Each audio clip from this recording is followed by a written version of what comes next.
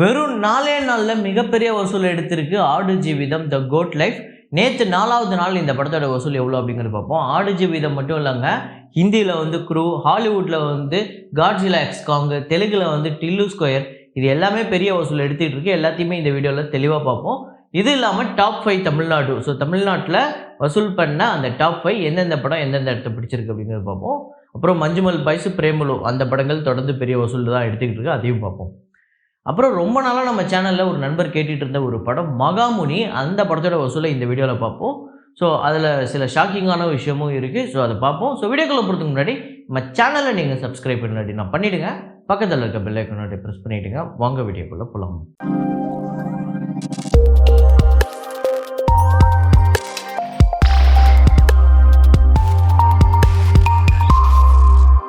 நேற்று வீடியோவில் நான் ஒரு ஃப்ரேம் ஒன்று வச்சுருந்தேன். அதை நிறைய பேர் கரெக்டாக கெஸ் பண்ணியிருந்தீங்க. அது என்ன ஃப்ரேம், என்ன படம் அப்படிங்கிறத பார்த்துட்டு வாங்க.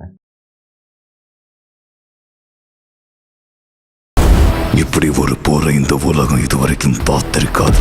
உங்களுக்கு இன்னும் 3 நாள் தான் இருக்கு. ஆமாங்க, அப்கமிங் மூவி படே மியா சோட்டே மியா தான். அக்ஷய்குமார், டைகர் ஷ்ராஃப் சேர்ந்து ஒரு பயங்கரமான ஆக்ஷன் படம். ஸோ வரப்போது அதோட ட்ரெய்லரில் வரக்கூடிய ஒரு கட்டு தான். அதுவுமே இந்த படத்தில் பிருத்திவிராஜும் இருக்கார். மேபி நம்ம வச்ச அந்த ஃப்ரேமில் வரக்கூடியவர் பிருத்திவிராஜா கூட இருக்கலாம் அப்படின்னு தான் நிறைய பேர் சொல்கிறாங்க. பிருத்திவிராஜ் தான். ஸோ இதை கரெக்டாக கெஸ் பண்ண முதல் 5 பேர் சையத் சக்கீர், சிம்சன் ராஜ், விக்கி, அப்புறம் டிஜே மேக்ஸு, வேர்ல்டு மணி கிங் அப்படிங்கிற இந்த 5 பேர் தான் முதல்ல கரெக்டாக கெஸ் பண்ணியிருக்காங்க. இன்றைக்கி ஒரு ஃப்ரேம் ஒன்று வச்சுருக்கேன், அதை கெஸ் பண்ணுங்க.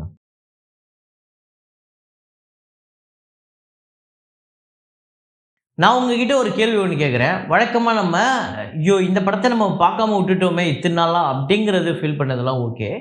ஆனால் நம்ம ஒரு படத்தை பார்த்துருப்போம் ஒரு சில வருஷங்களுக்கு முன்னாடி, ஒரு 7 வருஷம் 8 வருஷத்துக்கு முன்னாடி பார்க்கும்போது ஒரு படம் ஐயோ சூப்பராக இருக்கே, பயங்கரமாக இருக்கேன்னு. இன்றைக்கி அந்த படத்தை பார்க்கும்போது இந்த படத்தையாக நம்ம நல்லா இருக்குன்னு அப்போ சொன்னோம் அப்படின்னு நம்மளுக்கு இப்போ தோணும்ல. அப்படி ஏதாவது உங்களுக்கு ஏதாவது ஒரு படம் இருந்ததுன்னா அதை கமெண்ட்டில் போடுங்க. ஆக்சுவலாக இது நிறையா பேருக்கு இருக்கும். சில பேர் சொல்கிறது தயங்குவாங்க, அதெல்லாம் ஒன்றும் இல்லை, நீங்கள் போடுங்க.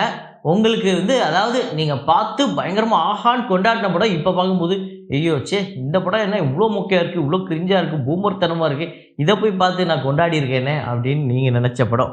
ஸோ இப்போ வசூல் கப்பல்லாம் டியூன் 2 அந்த படத்தோட 31வது நாள் வசூல் இந்தியாவில் வந்து 22 லட்சம், வேர்ல்டு வைடு $38.6 மில்லியன், 322 கோடி வந்திருக்கு. ஸோ நேற்று ஞாயிற்றுக்கிழமை பெரிய வசூல் எடுத்திருக்கு. 29 கோடியே 44 லட்சம் இந்தியாவிலையும், வேர்ல்டு வைடு $626.1 மில்லியன். ஸோ ஒரு மிகப்பெரிய வெற்றி திரைப்படமாக அமைஞ்சிருக்குங்க. அப்புறம் குங்ஃபு பாண்டா 4 அந்த படத்தோட டே 17 இந்தியாவில் 1 கோடியே 54 லட்சம், டே 24 வேர்ல்டு வைடு $56.2 மில்லியன், 37 கோடியே 81 லட்சம் இந்தியாவிலையும், வேர்ல்டு வைடு $347.3 மில்லியன். ஸோ கிட்டத்தட்ட 2890 கோடி கிட்ட வந்திருக்கு. அப்புறம் காட்ஜிலா எக்ஸ் காங் நேற்றுமே பெரிய வசூல் எடுத்திருக்கு. டே 3 இந்தியாவில் வந்து 16 கோடியே 59 லட்சம், வேர்ல்டு வைடு $83 மில்லியன். இந்தியாவில் வந்து 46 கோடியே 55 லட்சமும், வேர்ல்டு வைடு $195 மில்லியன் கலெக்ட் பண்ணியிருக்கு 3 நாளில். இந்த படத்தை இந்தியாவில் பயங்கரமாக பார்க்குறாங்க. அது மட்டும் இல்லாமல் இந்த படத்தை தமிழ்நாட்டில் பயங்கரமாக பார்க்குறாங்க. ஸோ இந்த படம் நீங்கள் பார்த்துட்டிங்கன்னா எந்த அளவுக்கு இருக்குது அப்படிங்கிறத கமெண்ட்டில் போடுங்க. ஷைட்டான் அந்த படத்தோட 24வது நாள் வசூல் இந்தியாவில் வந்து 2 கோடியே 21 லட்சம், வேர்ல்டு வைடு 2 கோடியே 44 லட்சம், 161 கோடியே 73 லட்சம் இந்தியாவிலையும், வேர்ல்டு வைடு 196 கோடியே 27 லட்சம் வந்து வசூல் பண்ணியிருக்கு. மேட்கான் எக்ஸ்பிரஸ் அந்த படத்தோட டே 10 1 கோடியே 77 லட்சம் இந்தியாவிலையும், வேர்ல்டு வைடு 1 கோடியே 89 லட்சம், 20 கோடியே 48 லட்சம் இந்த படம் வந்து இதுவரையும் டோட்டலாக 10 நாளில் வந்து வசூல் பண்ணியிருக்கு. ஸ்வதந்திரியா வீர சாவர்கர் இந்த படத்தோட டே 10 இந்தியாவில் வந்து 2 கோடியே 24 லட்சம், வேர்ல்டு வைடு 2 கோடியே 39 லட்சம், 18 கோடியே 18 லட்சம் இந்த படம் வந்து இதுவரையும் வந்து வசூல் பண்ணியிருக்கு. ஸோ ஓப்பனிங் ஓரளவு சுமாராக இருந்தாலுமே அதுக்கப்புறம் இந்த படம் பிக்கப் பண்ணி போயிடுச்சு. க்ரூ இந்த படத்தோட டே 3 இந்தியாவில் வந்து 13 கோடியே 15 லட்சம், வேர்ல்டு வைடு 19 கோடியே 63 லட்சம் வந்து வசூல் பண்ணியிருக்கு. அப்புறம் டோட்டலாக இந்தியா முழுக்க 35 கோடியே 41 லட்சம், வேர்ல்டு வைடு 57 கோடியே 38 லட்சம் வந்து வசூல் பண்ணியிருக்கு. 3 நாளில் பெரிய வசூல்.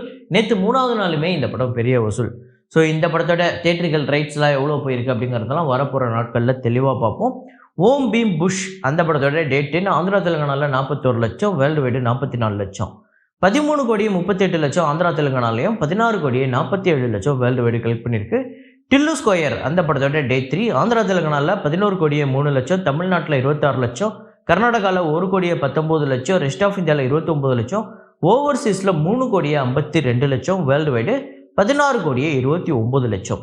ஸோ டோட்டலாக ஆந்திரா தெலுங்கானாவில் 32,76,00,000, தமிழ்நாட்டில் 72,00,000, கர்நாடகாவில் 3,40,00,000, ரெஸ்ட் ஆஃப் இந்தியாவில் 68,00,000, ஓவர்சீஸில் 18,02,00,000, வேர்ல்டு வைடு 55,58,00,000 இந்த படம் வந்து வசூல் பண்ணியிருக்கு 3 நாளில். இந்த படம் ஆக்சுவலாக ஆல்ரெடி ப்ராஃபிட் ஜோனுக்குள்ளே போயிடுச்சு. அதை நம்ம வரப்போகிற நாட்களில் தெளிவாக பார்ப்போம். 3 நாளில் இந்த படம் பெரிய வசூல் எடுத்திருக்கு.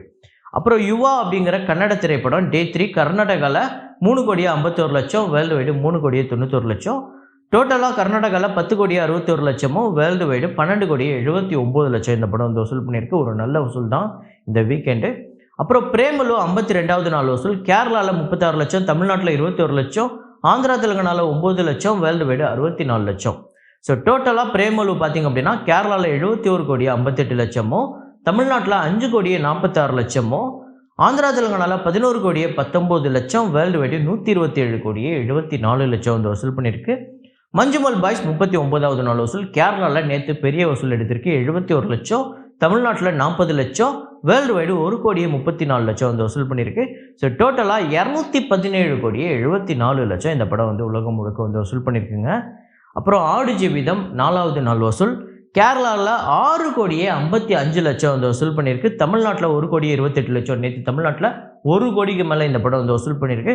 ஆந்திரா தெலுங்கானாவில் 38,00,000, கர்நாடகாவில் 81,00,000, ரெஸ்ட் ஆஃப் இந்தியாவில் 89,00,000, ஓவர்சீஸில் 6,08,00,000. ஸோ டோட்டலாக 15,99,00,000 இந்த படம் வந்து வசூல் பண்ணியிருக்கு வேர்ல்டு வைடு.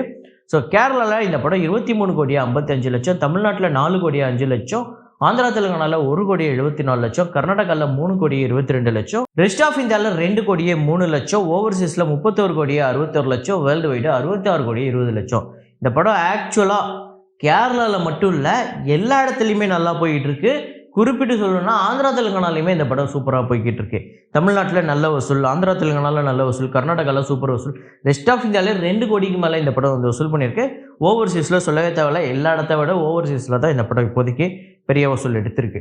ஸோ 66 கோடி 4 நாள்ங்கிறது பெரிய வசூல். ஸோ இதுதான் ஹையஸ்ட் வீக்கெண்ட் கலெக்ஷன் அப்படின்னு சொல்கிறாங்க மலையாளம் ஃபிலிம்லேயே. ஸோ இந்த படம் எந்த அளவுக்கு வந்து வசூல் பண்ண போகுது, அப்புறம் மஞ்சுமல் பாய்ஸோட கலெக்ஷன்லாம் பிரேக் பண்ணுதா இல்லையா அப்படிங்கிறதெல்லாம் வரப்போகிற நாட்களில் நம்ம பார்ப்போம். எப்புட்ரா அப்படிங்கிற படம் தமிழில் டே 3 60,000 வந்து வசூல் பண்ணியிருக்கு, 1,50,000 டோட்டல். அப்புறம் நேற்று இந்த நேரம் டே 3 1,00,000 வந்து வசூல் பண்ணியிருக்கு, டோட்டலாக 3,50,000. வெப்பம் குளிர் மழை அந்த படத்தோட டே 3 கலெக்ஷன் 4,00,000 வந்து வசூல் பண்ணியிருக்கு, டோட்டலாக 12,00,000. இடி மின்னல் காதல் 1,50,000 வந்து வசூல் பண்ணியிருக்கு டே 3, டோட்டலாக 6,50,000. பூமர் அங்கிள் அப்படிங்கிற படம் டே 3 4,00,000 வந்து வசூல் பண்ணியிருக்கு, டோட்டலாக 13,50,000. ஹாட்ஸ்பாட் 8,00,000 வந்து வசூல் பண்ணியிருக்கு டே 3, டோட்டலாக 20,00,000. த பாய்ஸ் டே 3 பார்த்திங்க அப்படின்னா தமிழ்நாட்டில் 8,00,000, வேர்ல்டு வைடு 9,00,000, 30,00,000 தமிழ்நாட்டிலையும், வேர்ல்டு வைடு 33,00,000 வந்து வசூல் பண்ணியிருக்கு. அப்புறம் டாப் 5 தமிழ்நாடு பார்த்திங்க அப்படின்னா காட்ஸிலா எக்ஸ் காங் நேற்று வந்து 3,98,00,000 வந்து வசூல் பண்ணியிருக்கு. த code life 1,28,00,000, Manjummel boys 40,00,000, டில்லு square 26,00,000, Premalu 21,00,000. So இதுதான் இப்போதைக்கு நேற்று வந்து டாப் 5 தமிழ்நாடு. இதில் வந்து காட்ஸிலா எக்ஸ் காங் தொடர்ந்து பெரிய வசூல் எடுத்துக்கிட்டு இருக்கு. ஸோ எவ்வளோ டோட்டலாக வரும் நீங்கள் நினைக்கிறீங்க? எனக்கு தெரிஞ்சு இப்போ வரையுமே ஒரு 12 கோடிக்கு மேலே வந்துருச்சு. இந்த படம் டோட்டலாக எவ்வளோ வர்றதுக்கு வாய்ப்பு இருக்குது தமிழ்நாட்டில் மட்டும் அப்படிங்கிறத சொல்லுங்கள். அப்புறம் மகாமுனி அந்த படத்தோட வசூலை சொல்கிறேன் அப்படின்னு சொல்லியிருந்தேன். ஆக்சுவலாக இந்த படம் ரொம்ப சூப்பராக இருக்கும். சாந்தகுமார் அந்த டேரக்டரை எடுத்தது 2 படம் தான் நினைக்கிறேன். ஸோ வேறு எடுத்தாரான்னு தெரில. 2 படம், ஒன்று வந்து எனக்கு தெரிஞ்சு மௌனகுரு, இன்னொன்று இந்த மகாமுனி. இந்த 2 படமே ஆக்சுவலாக சூப்பர் படம்.